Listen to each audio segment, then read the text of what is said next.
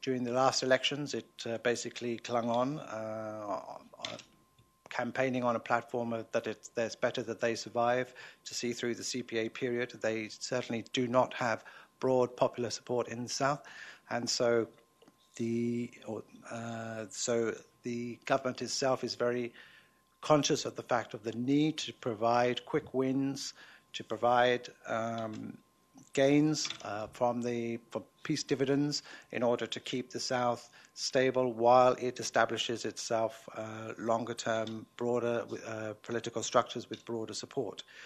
This particularly has been emphasized in the returns, in the preparations and contingency planning for the return period. The South, while the international community has been looking at a lot of different issues, intertribal conflict, playing out different scenarios, the government is very, very clear. It says returns. Why are you looking at it? We have one problem, it's returns. Why are you focusing on other things? They're mystified as to what the other big problem is that the international community should be looking at. This is very much where they want to focus.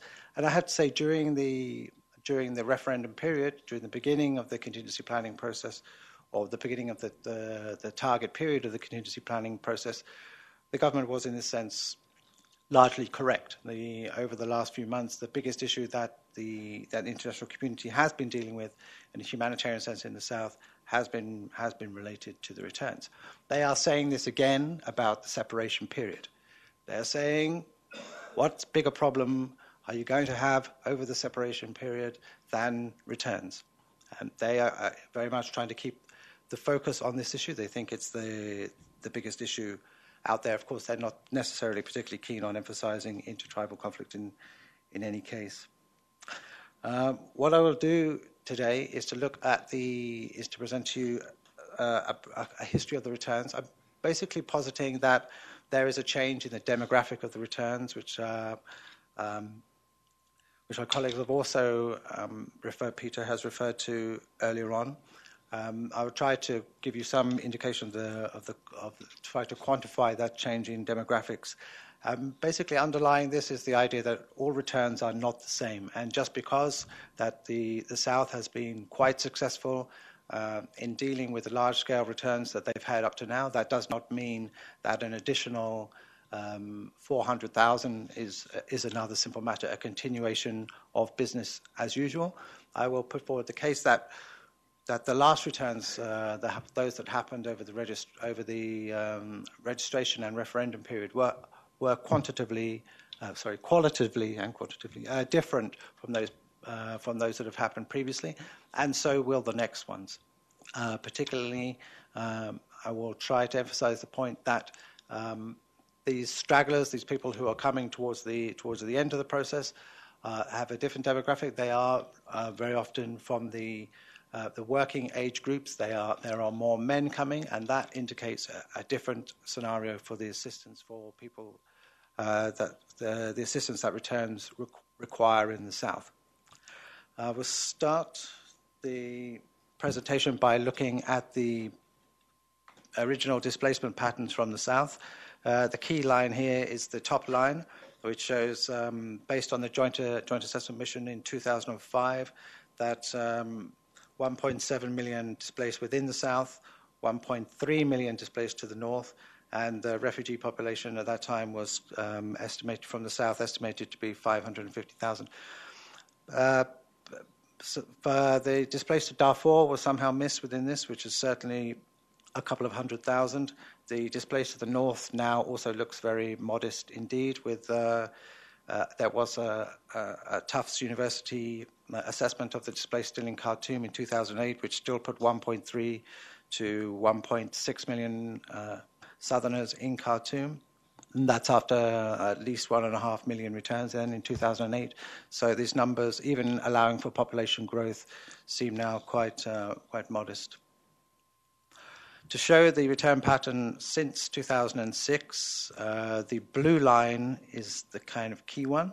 We show in 2006, 750,000 people returned, ditto 2007, and then in 2008, 2009, the returnee population more or less halved in each of those years.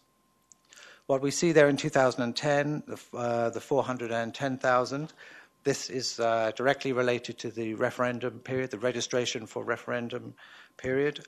Even though the curve is, of course, looking very graduated, those returns more or less all happened towards the end of the year. There was an enormous spike towards the end of the year, and we're projecting into 2011 a further 400,000 returns. This shows, of the 2.7 million in total that have returned to the south, this shows the basic distribution at the county level in the south. We see a big focus on Greater Bahr Ghazal and in southern Kordofan, and less so in the Equatorias. To give some idea of the scale, a few points about this. If the total population in southern Sudan in 2005 was 7 million, of course the population figures of the south are heavily contested. Returns have swelled the overall population of southern Sudan by 36%. This is, of course, of enormous humanitarian impact for a country which is already extraordinarily marginal subsistence levels. The burden of returns disproportionately carried by some states. The population of northern Bahr Ghazal has increased, for example, by 48%. The Greater Bahr Ghazal region as a whole has increased by 57%. It was obviously the area of greatest displacement during the Civil War and has absorbed the largest percentage of returnees. It is also, northern Bahr Ghazal in particular, is also the state estimated by the Bureau of Statistics in Juba as having the highest poverty levels at 76%. Response to returns predominantly focused on humanitarian early reintegration. This refers fundamentally to the returns package, which was been delivered to all returnees in the south, which comprised of a 3-month food ration from WFP, which has been given to all returnees. Extremely good job done by WFP, reaching an extraordinary number of people. Some of the returnees have received other forms of assistance. Seeds and tools is another part of the entitlement of all returnees if they were assisted on spontaneous.